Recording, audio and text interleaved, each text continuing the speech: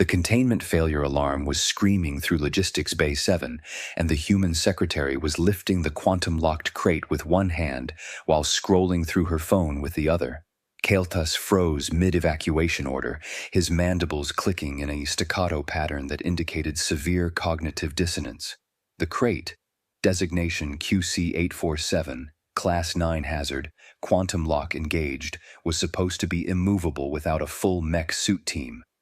4 operators minimum, specialized equipment, a 12-minute setup protocol that his crew had drilled on religiously for the past 6 cycles.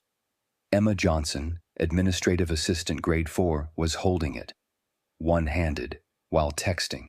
Bay 7 to security, Vexthul's voice crackled over the comm, tight with controlled panic. We have a situation. The human glanced up from her phone, looking mildly annoyed. Hey, Kale, where did you guys want this? Someone left it right in front of the coffee maker, and I really need my caffeine before the EOO 900 shipping manifest review. According to YouTube analytics, 99.6% of viewers are not subscribed. That's a huge number. By subscribing the channel that is completely free, you'll help support the channel and never miss fresh content. Kael'thas couldn't speak. His translator chip was working fine. He could hear her words, understand their meaning, but his brain refused to process the contradiction between what he was seeing and what was physically possible. The quantum lock alone should have made the crate's molecular structure resistant to organic manipulation. The weight, 847 standard units, roughly 1,200 pounds in the human's primitive measurement system, required hydraulic assistance even in the station's reduced gravity environment. Emma shifted the crate slightly, balancing it against her hip like it was a box of office supplies. Her other hand never stopped moving across her phone screen. She laughed at something, the sound bright and casual in the chaos of blaring alarms. Seriously, though, she said, raising her voice over the klaxons, this thing's kind of in the way, and can someone shut off that alarm? I think Dave in accounting is trying to call me. Security Chief Vexthul burst through the bay doors with a full tactical team, particle weapons drawn. They skidded to a halt, their weapons drooping as their collective processing power failed to reconcile the scene before them. Secretary Johnson, Vexthul managed, his translator struggling with the harmonic fluctuations in his voice. Please, very carefully, set down the container. Emma blinked at him. Okay, but where? I mean, that's why I'm asking. It was blocking the whole break room entrance. The human moved it, one of the security team whispered, the universal translator catching the edge of hysteria in the alien's voice. From the break room, she carried it here. Well, yeah, Emma said, checking her phone again and smiling at whatever message she'd received. I wasn't going to leave it there. That's a fire hazard. Also, Sarah from HR wanted coffee too, and she gets cranky if she doesn't get her morning cup. Trust me, you don't want cranky Sarah processing your vacation requests. She paused, looking around at the assembled aliens with growing concern. Is this not a drill? Did something actually break? The mech suit team arrived at that moment, their massive powered armor clanking through the corridor. The lead operator, Jotaro, had already begun the startup sequence, hydraulic systems whining as they pressurized. His voice boomed through external speakers. Stand clear. We have a Class 9 containment breach. All non-essential personnel evacuate to... He stopped. Emma waved at him with her phone hand, the crate still balanced casually in her other arm. Oh, hey, Jotaro, is this yours? I can just put it wherever you need it. Seriously, it's getting kind of heavy-ish, and I still have to finish the quarterly reports before lunch. Jotaro's mech suit powered down with a disappointed wheeze. Kael'thas finally found his voice. Secretary Johnson, that crate, it has a quantum lock engaged. The molecular bonds should prevent any organic being from manipulating its position without experiencing catastrophic cellular disruption. Emma looked down at the crate, then back at Kael'thas. The what now? It's just a box. I mean, it's got some weight to it, but it's not that bad. She hefted it slightly, as if testing its mass. What's in here anyway? Feels like maybe 60, 70 pounds? 847 standard units, Vexthul said faintly. So, about 60 pounds then? Emma's brow furrowed. Your measurement system is weird. Why not just use pounds and ounces like normal people? The station commander's voice cut through every comm channel simultaneously. All personnel, status report, now. Kyle Toss managed to activate his communicator, though his manipulator appendages were shaking. Commander Ginix, we have the human, the secretary. She's holding the breached container. Holding it? Ginix's voice was sharp. Explain. I don't know how else to explain it, sir. She picked it up. While it was quantum locked, and she's been carrying it. While texting. The comm channel went silent for a long moment. I'm coming down there, Ginix said finally. Nobody move, especially not the human. Emma sighed, a sound of pure exasperation. Look, I'm just going to put this back in cold storage unit 3, okay? That's where it's supposed to be according to the manifest I processed yesterday. Someone probably got confused during the night shift changeover.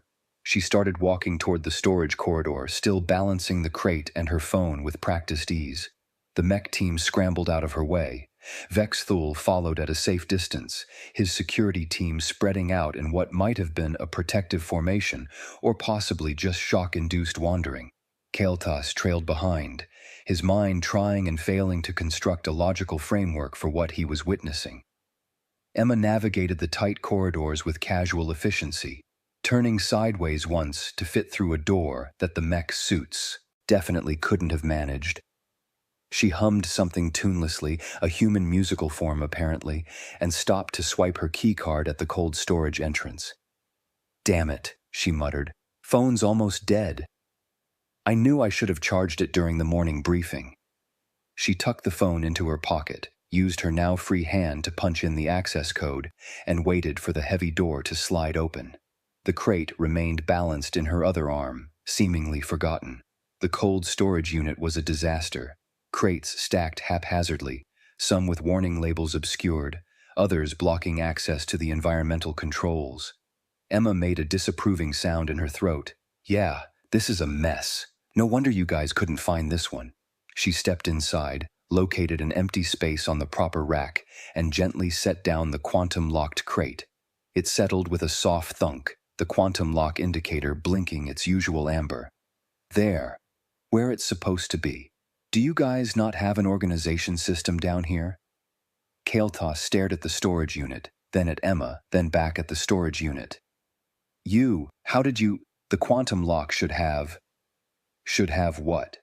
Emma was already examining the other crates, checking labels against what appeared to be a mental inventory. Oh man, these are all wrong. Who's been doing the storage assignments? This is supposed to be alphabetical by content classification, not just random. She picked up another crate, designation QC931, similar mass and hazard rating, and moved it to a different shelf. See, this one's a biosample from the Andromeda sector. It should be over here with the other Andromeda stuff. She continued reorganizing, moving crates that required mech teams to shift, chatting absently about proper filing systems and the importance of consistent labeling protocols. Her phone buzzed. She checked it, laughed, typed a response with her thumbs while holding a crate under her arm. Vex Thul's security scanner was going haywire. He stared at the readings, cycled through 3 different diagnostic modes, and finally smacked the device against his armored thigh in frustration. The scanner says she's baseline human, he said to Kael'thas, his voice hollow. Normal muscle density, normal bone structure, nothing augmented, nothing enhanced, just human. That's impossible, Kael'thas whispered. Yeah, you keep saying things are impossible, Emma called from inside the storage unit, somehow having heard them despite the distance and the heavy insulation. But I'm literally just moving boxes. It's not complicated. Commander Ginix arrived with a full bio-containment team, their hazmat suits pristine white against the industrial gray of the logistics bay.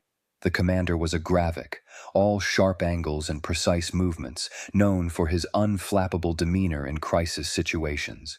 He took one look at Emma, casually reorganizing hazmat storage while texting, and his demeanor flapped. Get me, xenophysiologist Ziara, he said into his comm. Immediately. And pull all security footage from the past 4 standard months. I want every instance of human-object interaction logged and analyzed. Emma emerged from the storage unit, dusting off her hands against her skirt. A smudge of something blue marked her sleeve, but she didn't seem to notice or care. Okay, that's better. Seriously, you guys need better training for your night crew. I found 3 Class 7 containers mixed in with the Class 4s. That's like super against protocol. She checked her phone again. Oh, crap. I'm late for the scheduling meeting. Kale, can you send me the updated manifest for Bay 12? I need to process those requisition orders before... How? Ginix interrupted, his voice tight with controlled something. Fear, awe, existential confusion. How did you move those containers? Emma looked genuinely puzzled. I picked them up. I mean, they're heavy, but not crazy heavy. Why did you need help with something else? I've got about 20 minutes before my meeting, so if there's other stuff that needs moving... No, 4 voices said it simultaneously. Emma jumped slightly. Okay, geez, I was just offering. She started walking back toward the main bay, weaving through the crowd of aliens who parted before her like she was radioactive. Which, Kael'thas thought with a slight edge of hysteria, she might as well be given how everyone was acting. Zara arrived 13 minutes later, her tentacles already wrapped around 3 different data pads, her optical clusters dilated in academic excitement. She was the station's foremost expert on xenobiology, with a specialty in human physiology that had made her the go-to consultant when the Galactic Council first approved human integration into the workforce. Show me, she demanded, her translator rendering her voice as clipped and precise. They showed her. Security footage played on the main display screen. Emma, arriving for her morning shift, stopping by the break room, the timestamp showed 0645 station time. She'd entered the break room, noticed the quantum-locked crate blocking the coffee maker, and without hesitation, picked it up. One-handed. While holding her travel mug in the other hand. She'd carried it down 2 corridors, balanced it on her hip while she answered a call on her comm, and finally set it down in Bay 7 because someone had mentioned needing a Class 9 container moved. Zara watched the footage 3 times, then 7 more. Her tentacles trembled. The calculations don't work, she said finally. Human muscle tissue, even accounting for their unusually dense, fast-twitch fiber composition, cannot generate sufficient force to overcome quantum lock resistance. It's not possible. The molecular bonds would... She paused, manipulating her datapad frantically. Show me more footage, everything you have. They showed her everything. Emma moving filing cabinets by herself when maintenance was backed up. Emma shifting a jammed loading door, a 12-ton slab of reinforced alloy because she wanted better air circulation in Bay 4.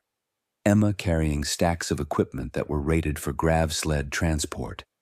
Emma, 2 weeks ago, physically realigning a sensor array because it looked crooked and was bothering her sense of order. The sensor array weighed 6,000 pounds and required precision calibration. It was perfectly aligned after Emma fixed it. Zara's tentacles had gone completely limp, hanging like dead weight around her body. This rewrites everything, everything. Our entire understanding of human limitation, of baseline capability, of comparative species strength. She looked up at Genix, her optical clusters wide. Commander, humans aren't weak. We've been catastrophically wrong about their physiology. They're not fragile. They're terrifying. I prefer capable. Emma's voice came from the doorway. She was holding 2 coffee cups and a data pad balanced on her forearm. I brought you guys coffee. Figured you'd be here a while, and the break room finally has access again. She handed cups to Kael'thas and Vexthol, both of whom took them with shaking appendages. Also, Kale, I found 3 more misfiled containers in Bay 12. I moved them to proper storage. Updated the inventory logs. You're welcome. You moved them, Kael'thas repeated numbly. The Class 8 containers that were flagged for mech team handling. Well, yeah, they were just sitting there. Took like 5 minutes. Emma sipped her coffee, grimaced. Ugh, they're out of the good creamer again. I swear, supply chain management on this station is a nightmare. Ginix approached her slowly, the way one might approach a live explosive device. Secretary Johnson, I need you to understand something. Those containers you've been moving, the equipment you've been adjusting, they require specialized machinery for a reason. They're too heavy for most species to manipulate safely. Emma blinked. Oh, huh. I mean, they're not that heavy.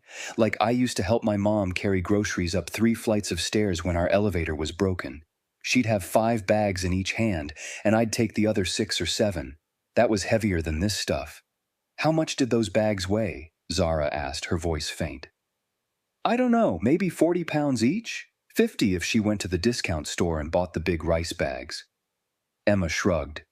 Mom was stronger than me, though. She used to carry all 5 of us kids at the same time when we were little.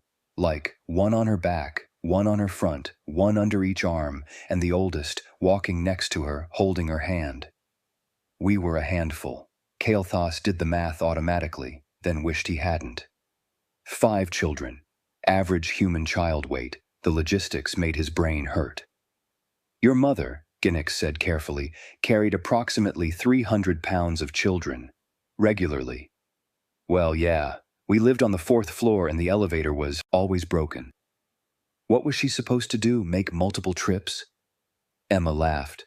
Though she did say her back was shot by the time we were teenagers. That's humans for you, I guess.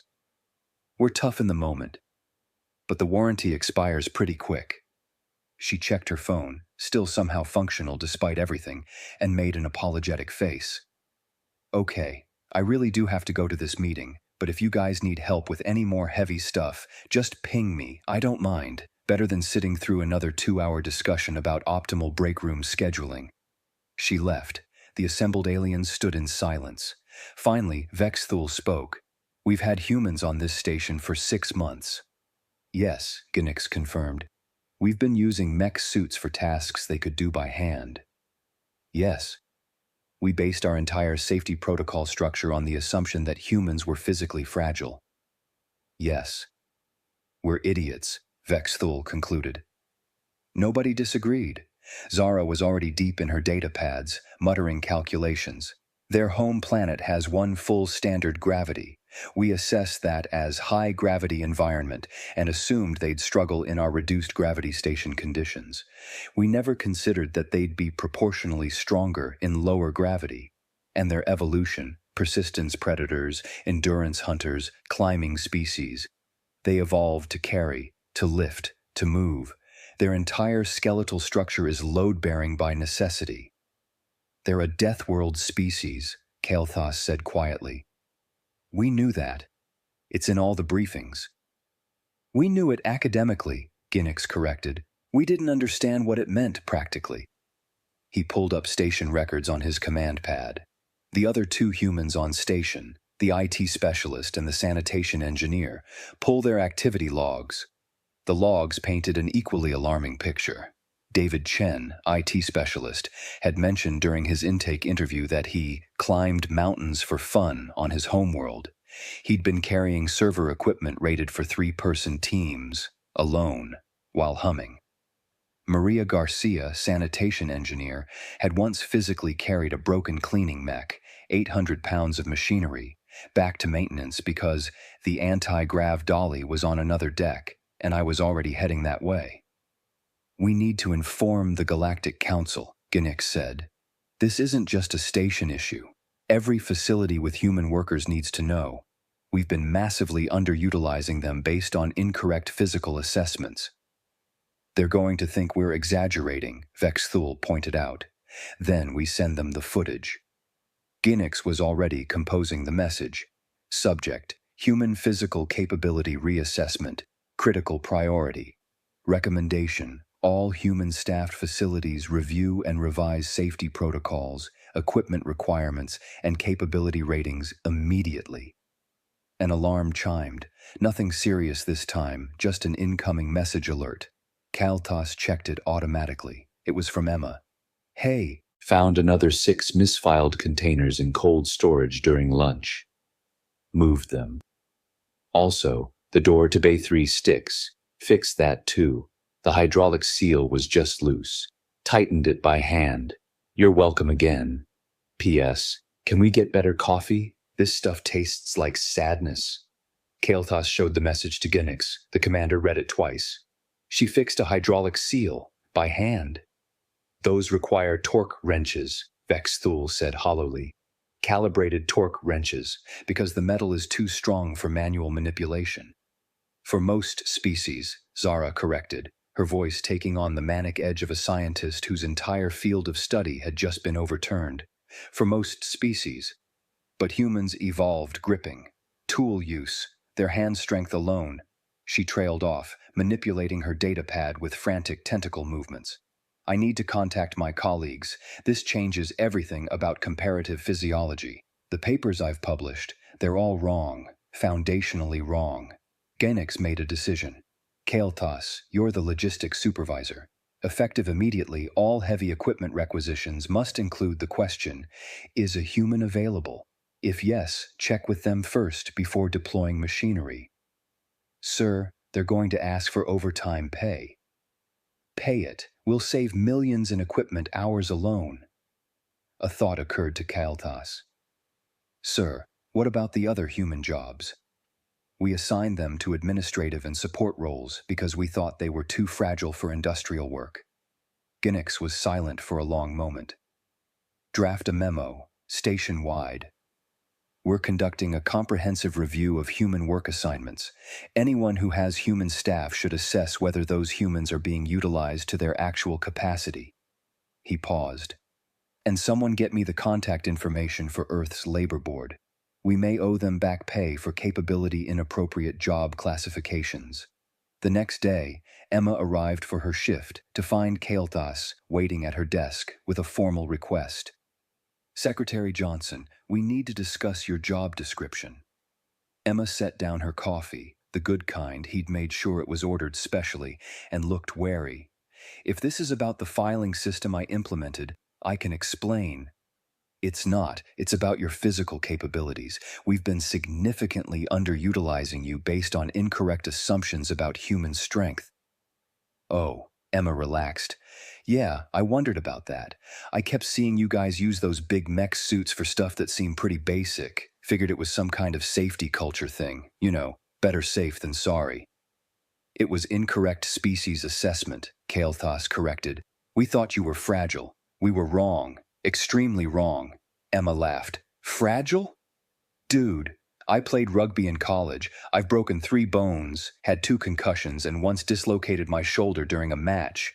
I finished the game, by the way. Humans are tough. We just complain a lot about it. Kael'thas felt something in his worldview crack and crumble. You played a contact sport with broken bones. Well, I didn't know they were broken until after. Adrenaline's a hell of a thing. She pulled up something on her computer. So what did you need? Should I add heavy lifting to my job description officially? Because honestly, I don't mind. Sitting at a desk all day makes my back stiff anyway. Good to move around. We'd like to offer you a position upgrade. Logistics coordinator with a specialty in physical inventory management, 40% salary increase, and any overtime for heavy equipment handling will be paid at triple rate. Emma's eyes widened. Seriously? Seriously, you've been doing the work already. We should compensate you appropriately. Okay, yeah, definitely yes, she grinned. Does this mean I can finally reorganize the entire cold storage system? Because it's been driving me crazy since I got here. You have full authorization, whatever you think is best. Awesome. Emma cracked her knuckles, a sound that made Kael'thas's mandibles retract involuntarily. I'm going to need about 6 hours and access to all the bay codes. Oh, and can someone update the inventory database? It's like 3 months out of date. By the end of Emma's first shift as logistics coordinator, she'd reorganized 4 storage bays, moved 147 containers, fixed 2 broken doors, realigned 3 more sensor arrays, they were all crooked, it was bothering me, and identified 18 safety violations that had gone unnoticed because you guys just kinda work around problems instead of fixing them. Efficiency ratings for the logistics department increased by 340%. Equipment requisitions decreased by 89%. Mech suit deployment dropped to near zero for anything involving Emma's assigned bays. And the coffee in the break room got significantly better because Emma had opinions about adequate caffeine and wasn't afraid to express them directly to the supply chain manager. 3 weeks later, the Galactic Council issued a formal revision to human capability assessments. The document was 847 pages long and fundamentally rewrote the understanding of human physical parameters across every major field: labor, military, athletics, emergency response, and industrial operations. Humans were reclassified from fragile support species to casual apex strength species. The memo came with a warning. Human individuals consistently underestimate their own capabilities relative to galactic norms. They will describe significant physical feats as not a big deal or nothing special. This is baseline human psychology, not false modesty. Adjust expectations accordingly. Emma read the memo during her lunch break, sitting at her desk with a sandwich in one hand and her phone in the other. She snorted with laughter. Casual apex strength species, she read aloud to Sarah from HR, who'd stopped by to chat. That's so dramatic. We're not that strong. You moved 6,000 pounds of equipment yesterday, Sarah pointed out. Sarah was human too, and she'd recently been reassigned to high-capacity personnel management after it was discovered she'd been manually lifting entire filing systems during office reorganizations. Yeah, but it wasn't like all at once. That'd be crazy. Emma took a bite of her sandwich, chewed thoughtfully. Though I bet my brother could do it. He's been powerlifting since high school. He can deadlift like 900 pounds. Sarah shook her head. The aliens are going to lose their minds when they find out about professional human athletes. Oh, God, don't even tell them about strongman competitions. They'd never recover. They laughed together, the sound bright and human in the alien station, and got back to work. Across the station, Kel'Thas was reviewing requisition orders when Vexthul pinged him on the comm. Logistics, security chief here. I need a Class 9 container moved to Bay 7 for inspection. How soon can you get a team together? Hold on, Kel'Thas checked the schedule. Emma's on break right now, but she'll be back in 15 minutes. I'll have her swing by. One person? For a Class 9? Emma's not one person. She's a human. She'll probably carry it while answering emails. Standard Emma efficiency protocol. Right, yes. Humans. Vexthul's voice carried the tone of someone still adjusting to a radically altered reality. I'll never get used to this. None of us will, Kel'Thas agreed, but at least the coffee's better. 15 minutes later, Emma stopped by Bay 7 with the container under one arm and her phone in her free hand. She was laughing at something on her screen. Hey Vex, here's your box. My sister just sent me the funniest video. Do you want to see? It's a cat trying to fit in a box that's way too small. Classic stuff. Vexthul, Security Chief of Logistics Station Kepler 442b, former Special Forces operative, and veteran of 3 sector conflicts, found himself watching a video of a domestic Earth feline attempting to compress itself into inadequate cardboard. He laughed. The sound surprised him. Humans, he said, not for the first time, are very strange. Yeah, Emma agreed cheerfully, pocketing her phone and heading back to her desk. But we make good coffee. She disappeared down the corridor, humming off-key, already texting someone new, just another human doing another day's work. Behind her, the aliens were still trying to process how a species that considered lifting 200 pounds, not that heavy, had ever been classified as fragile. It would take them a while to figure it out. Humans, it turned out, were full of surprises.